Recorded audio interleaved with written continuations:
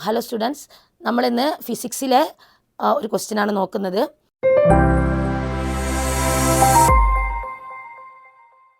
ഘർഷണം വഴി ചാർജ് ചെയ്യുന്നതുമായി ബന്ധപ്പെട്ട് രണ്ട് വസ്തുക്കൾക്കിടയിൽ കൈമാറ്റം ചെയ്യപ്പെടുന്ന സബ് ആറ്റോമിക കണിക ഏത്? അപ്പോൾ ഘർഷണം വഴി ചാർജ് ചെയ്യുന്നതുമായി ബന്ധപ്പെട്ട് ഘർഷണം വഴി ചാർജ് ചെയ്യാന്ന് പറഞ്ഞാൽ രണ്ട് വസ്തുക്കൾ തമ്മിൽ എന്ത് ചെയ്യുക? ഉരസുക. രണ്ട് വസ്തുക്കൾ തമ്മിൽ ഉരസുന്ന സമയത്ത് ആ വസ്തുക്കളിൽ എന്ത് നടക്കും? ചാർജ് കൈമാറ്റം ചെയ്യപ്പെടും.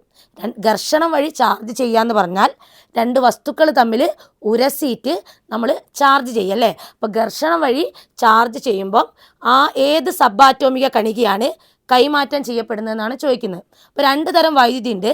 ഒന്ന് ഏതാ?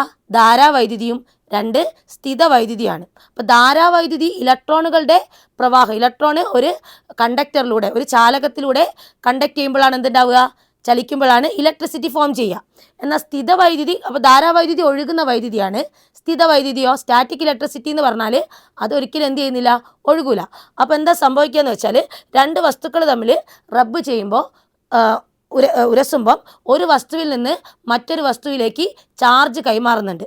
അതേത് ചാർജാണ് കൈമാറുന്നത്? ഇപ്പോൾ രണ്ട് വസ്തുക്കൾ തമ്മിൽ ഉരസുമ്പോൾ നമുക്കറിയാം, നിങ്ങൾ പണ്ട് സ്കൂളിൽ നിന്ന് സ്കെയിൽ എടുത്തിട്ട് ക്ലോത്തിൽ ഉരസും. സ്കെയിലെടുത്ത് ക്ലോത്തിൽ ഉരസുന്ന സമയത്ത് ഉരസിയിട്ട് ചെറിയ പേപ്പർ പീസിൻ്റെ അടുത്തേക്ക് വെക്കുന്ന സമയത്ത് ആ പേപ്പർ പീസിനെ സ്കെയിൽ എന്ത് ചെയ്യും? അട്രാക്റ്റ് ചെയ്യും. കാരണം എന്താ? സ്കെയിലിനൊരു ചാർജ് ലഭിച്ചിട്ടുണ്ട്. സ്കെയിലിന് എങ്ങനെയാണ് ചാർജ് ലഭിച്ചേ? സ്കെയിലിന് ചാർജ് ലഭിക്കാൻ കാരണം സ്കെയിൽ നിർമ്മിച്ചിരിക്കുന്ന വസ്തു എന്താ? ആറ്റാണ്. അപ്പോൾ സ്കെയിലിലുള്ള ആറ്റം എന്ന് പറഞ്ഞാൽ സ്കെയിലിലെ പ്രോട്ടോണുകളുടെ എണ്ണവും എന്താണ്? ഇലക്ട്രോണുകളുടെ എണ്ണവും സെയിമാണ്. സ്കെയിൽ എന്ന് പറഞ്ഞാൽ ചാർജ് ഇല്ലാത്തൊരു വസ്തുവാണ്. കാരണം സ്കെയിൽ നിർമ്മിച്ചിരിക്കുന്നത് ആറ്റം കൊണ്ടാണ്. അപ്പോൾ അതിലെ പ്രോട്ടോണുകളുടെ എണ്ണവും ഇലക്ട്രോണുകളുടെ എണ്ണം എന്താണ്? സെയിമാണ്. അപ്പോൾ ന്യൂട്രലാണ് സ്കെയിൽ അല്ലേ? അതായത് സ്കെയിലിന് എന്തില്ല? ചാർജില്ല. ഇനി സ്കെയിലിന് ചാർജ് ഇല്ലെങ്കിലും ചാർജ് ഇല്ലാത്ത ഒരു വസ്തുവിലും എത്ര ചാർജ് ഉണ്ടാവും? രണ്ട് ചാർജ് ഓൾറെഡി ഉണ്ടാവും, പോസിറ്റീവും നെഗറ്റീവും. ചാർജ് ഇല്ലാത്ത വസ്തുവിലും ചാർജ് ഉണ്ട്. ഏതാ? പോസിറ്റീവും നെഗറ്റീവും. അതിൻ്റെ എണ്ണം എന്തായിരിക്കും? തുല്യമായിരിക്കും. ചാർജ് ഇല്ലാത്ത വസ്തുവിൽ എങ്ങനെയാണ് രണ്ട് ചാർജ് വരുന്നത്? അത് നിർമ്മിച്ചിരിക്കുന്ന ആറ്റം കൊണ്ടാണ്. അപ്പോൾ ആറ്റത്തിലുള്ള പ്രോട്ടോണിൻ്റെ എണ്ണവും ഇലക്ട്രോണിൻ്റെ എണ്ണം എന്തായിരിക്കും? സെയിം ആയിരിക്കും. അതുകൊണ്ട് അതിന് എന്തുണ്ടാവുകയില്ല? ചാർജ് ഉണ്ടാവുകയില്ല. എന്നാൽ ചാർജ് ഇല്ലാത്ത വസ്തു മറ്റൊരു വസ്തുവിൽ റബ്ബ് ചെയ്യുന്ന സമയത്ത്, ഉരസുന്ന സമയത്ത് ഒരു വസ്തുവിൽ നിന്ന് മറ്റൊരു വസ്തുവിലേക്ക് എന്ത് ചെയ്യും? ചാർജ് കൈമാറ്റം ചെയ്യപ്പെടും. ചാർജ് നഷ്ടപ്പെട്ട വസ്തുവിന് പോസിറ്റീവ് ചാർജും ചാർജ് ലഭിച്ച വസ്തുവിന് നെഗറ്റീവ് ചാർജും ലഭിക്കും. അപ്പോൾ ചാർജ് നഷ്ടപ്പെട്ട വസ്തുവിന് പോസിറ്റീവ് ചാർജ് ലഭിക്കും. ചാർജ് ലഭിച്ച വസ്തുവിനോ നെഗറ്റീവ് ചാർജ് ലഭിക്കും. അങ്ങനെയാണെങ്കിൽ ആരെ കൈമാറിയിട്ടാണ് ആ വസ്തുവിന് ചാർജ് ലഭിക്കുന്നത്? ഏത് സബ് ആറ്റോമിക കണത്തെ ട്രാൻസ്ഫർ ചെയ്തിട്ടാണ് ചാർജ് ലഭിക്കുന്നത്? ചാർജ് നഷ്ടപ്പെടാൻ കാരണം സ്കെയിലിൽ നിന്നും ഇലക്ട്രോൺ എന്ത് ചെയ്തിട്ടുണ്ട്? കൈമാറ്റം ചെയ്യപ്പെട്ടിട്ടുണ്ട്. അപ്പോൾ സ്കെയിലിന് ഇലക്ട്രോൺ നഷ്ടപ്പെട്ടാൽ സ്കെയിലിന് പോസിറ്റീവ് ചാർജും, ക്ലോത്തിന് ഇലക്ട്രോൺ കിട്ടിയാൽ ക്ലോത്തിന് എന്ത് ചാർജ് കിട്ടും? നെഗറ്റീവ് ചാർജും കിട്ടും. അങ്ങനെ ഇലക്ട്രോണുകളുടെ കൈമാറ്റം മൂലമാണ് വസ്തുക്കൾക്ക് എന്ത് ലഭിക്കുന്നത്? ചാർജ് ലഭിക്കുന്നത്.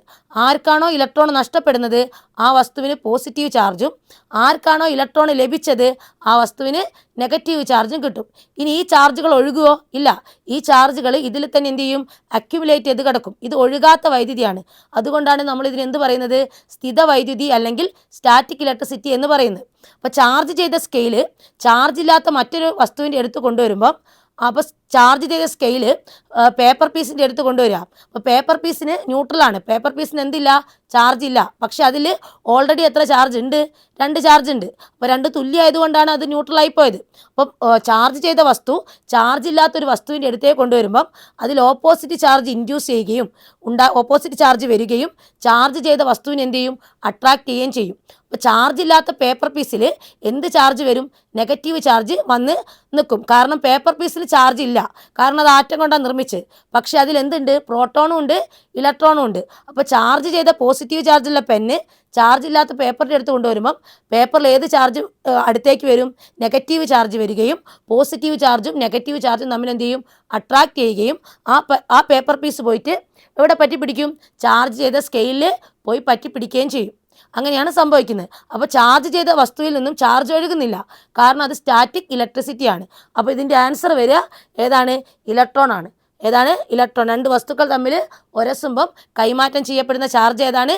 ഇലക്ട്രോൺ ആണ്. ഇലക്ട്രോൺ നഷ്ടപ്പെട്ട വസ്തുവിന് പോസിറ്റീവ് ചാർജും ഇലക്ട്രോൺ ലഭിച്ച വസ്തുവിന് നെഗറ്റീവ് ചാർജും ലഭിക്കുന്നതായിരിക്കും. നമുക്ക് കൂടുതൽ വീഡിയോ ആയിട്ട് അടുത്ത ദിവസം തന്നെ കാണാം. Thank you.